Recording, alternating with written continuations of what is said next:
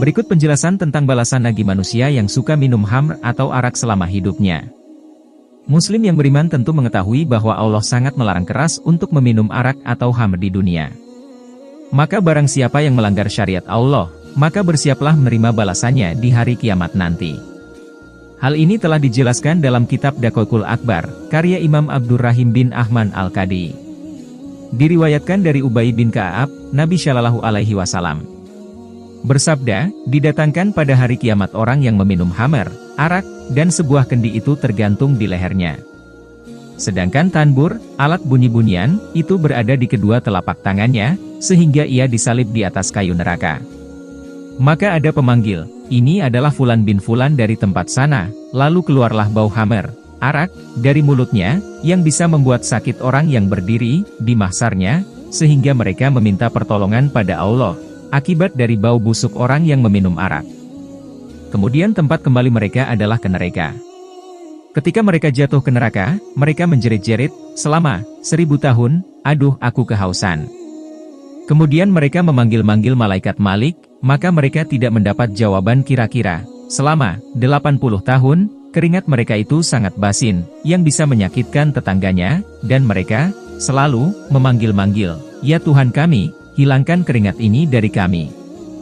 Maka, keringat itu tidak dihilangkan dari mereka, kemudian mereka datangkan ke neraka.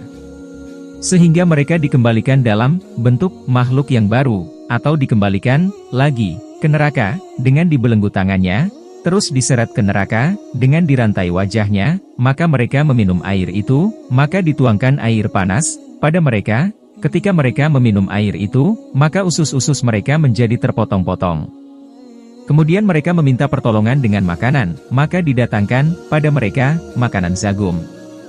Tatkala makanan itu datang mereka langsung memakannya, akibatnya mendidihlah apa yang ada di perut mereka, dan apa yang ada di otak mereka, lalu keluarlah dari mulut mereka api yang menjilat-jilat, sehingga rontok jeruhan, alat tubuh bagian dalam mereka di atas telapak kaki mereka.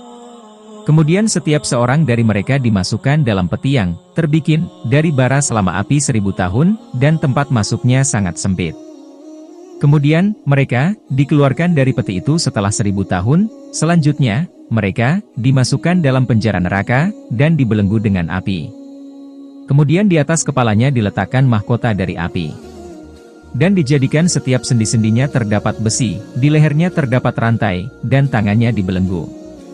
Kemudian mereka menjerit-jerit, aduh, Muhammad. Lalu Nabi mendengar suara mereka, seraya berkata, ya Tuhanku, aku telah mendengar suara seseorang dari umatku. Maka Allah Ta'ala berfirman, ini adalah suara orang yang minum arak waktu di dunianya, dan ia mati dalam keadaan mabuk. Maka ia dibangkitkan di padang mahsyar dalam keadaan mabuk. Lalu Nabi Shallallahu Alaihi Wasallam berkata, ya Tuhanku, keluarkan dia dari neraka, dengan syafaatku. Akhirnya tidak ada yang tersisa satupun umat Muhammad dengan kekal di dalam neraka.